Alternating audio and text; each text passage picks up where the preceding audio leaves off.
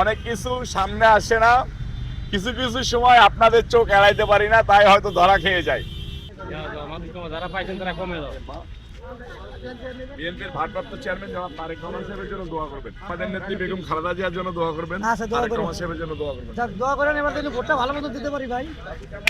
এই দেখা যায় শীত করবে, তা ভালো থাকবে মানুষ, ঠিক আছে, তার জন্য মানুষ দোয়া করবে, এইটাই তো কামনা, ঠিক না? এটা তো আর ছাড়া কিছু না। মানুষ এই যে আমরা রিক্সা চালাই, রোডে খাওয়া দাওয়া করি, এটাই হলো বড় কথা ভাই, এছাড়া কিছু নয়। 10 টাকা কামাই, এই সেটা আমাদের নিত্য দোয়া করবো না, এটা কোনো কথা হলো ভাই? সবার জন্যই দোয়া করবো আল্লাহর রহমতে। অনেক কিছু সামনে আসে না, কিছু কিছু সময় আপনাদের চোখ এড়াইতে পারি না, তাই হয়তো ধরা খেয়ে যায়। আমাদের প্রিয় নেত্রী, 3 বারের সাবেক সফল প্রধানমন্ত্রী, বিএনপি চেয়ারপারসন দেশনেত্রী বেগম খালেদা জিয়া মারা গিয়েছেন। উনি সবসময় মানবিক কাজ করে থাকতেন।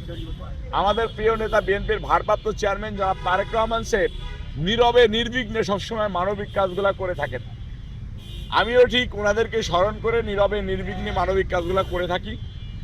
আমি কিছু কম্বল নিয়ে বের হয়েছি শীতার্ত মানুষের কাছে পৌঁছে দেওয়ার জন্য, যেটা আমি খুবই গোপনে দিতে চেয়েছিলাম, আপনাদের সামনে ধরা পড়ে গেছি।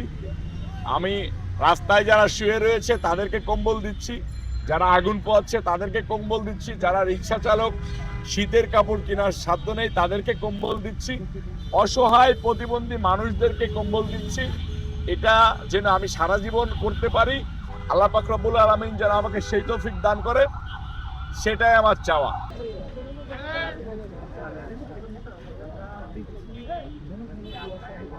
আমাদের